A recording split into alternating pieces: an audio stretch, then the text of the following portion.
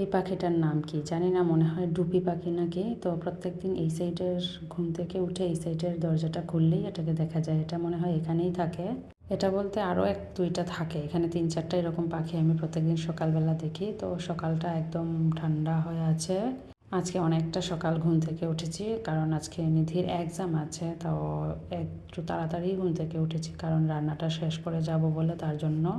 আরও 2 দিন এক্সাম ছিল, তখন রান্না শেষ করে যায়নি পুরো, অর্ধেক করেছি অর্ধেক রয়েছে এরকম। তো আজকে ভাবলাম পুরো শেষ করে যাব, তার জন্য ঘুম থেকে উঠে লেগে পড়লাম কাজে।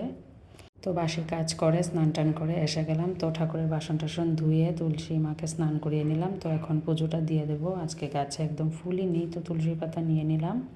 তো পূজা দিয়ে এসে গেছি রান্নাঘরে। গতকালকে থুর তো বেছেছি, পরে রান্নার করিনি। তো রাত্রেবেলা একটু বড়া করেছিলাম, তো ভাবলাম এগুলোকে আজকে রান্না করে নেব। আলু দিয়ে একটু ভাজার মতো করব। থুরগুলো আগে কেটে নিই, বাকি সবজি টবজি কেটে নেব। তো এদিকে নিধিও ঘুম থেকে উঠেছে, নিধির বাবাও উঠলো।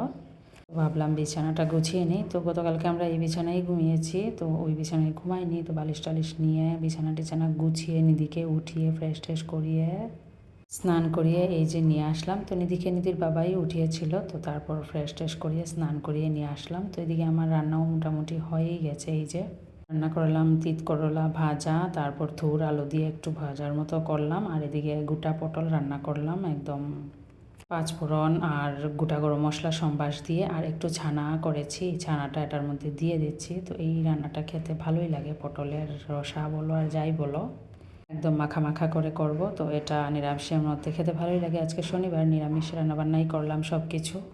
তো মোটামুটি শেষই হয়ে গেছে, এখন 8:45 বাজেনি, তবে আমার রান্না মোটামুটি শেষ। এখন বাকি রয়েছে নিধিকে খাওয়ানো, টিফিন টুফিন করিয়ে নিজেও টিফিন করে রেডি হওয়া বাকি। তাড়াতাড়ি ঘুম থেকে উঠে সব কিছু শেষ করে নিয়েছি। তো রান্না হয়ে গেছে। তো তারপর নিধিকে খাইয়ে দাইয়ে নিজেও একটু খেয়ে তারপর এখন ভাবলাম নিধির ব্যাগটা গুছিয়ে নিই। আজকে হচ্ছে ড্রয়িং এক্সাম, সাথে অ্যাক্টিভিটিও আছে। তো সব কিছু গুছিয়ে টুছিয়ে নিধিকে রেডি করিয়ে নিজেও রেডি হয়ে এই যে বেরিয়ে পড়েছি। তো বেরোনোর পর একটু দাঁড়ানোর পর টুকটুক পেয়ে গেছি। তো বসে বসে নিধিকে এটাই বলছিলাম যে ভালো করে বুঝে শুনে এক্সাম দেবে। তো নিধিকে দিয়ে তারপরে এই যে সবাই একটু বেরোলাম বলতে কি আমরা চলে যাব, কেউ কেউ বাড়িতে চলে যাবে। শিলার আমি বাড়িতে যাব না, যাব একটু স্মার্ট পয়েন্টে।